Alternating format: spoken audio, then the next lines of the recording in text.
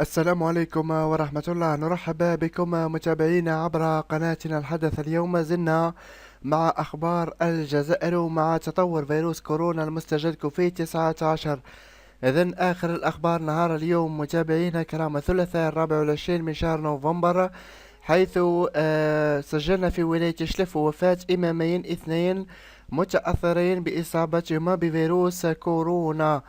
إذن الإمام الأول هو محمد كويرفا، 58 سنة، إمام مدرسة بمسجد المقرانية بالشطية. والإمام الثاني هو خامس محمد، 67 سنة، إمام بمسجد العجاب ببلدية تاجنا. إذن دعواتكم بالرحمة لهما متابعينا الكرام، كل الحيطة والحذر، التباعد الجسدي، وأيضا ارتداء الكمامة. وإن شاء الله سنوافيكم بكل ما هو جديد لأخبار الجزائر. السلام عليكم ورحمة الله.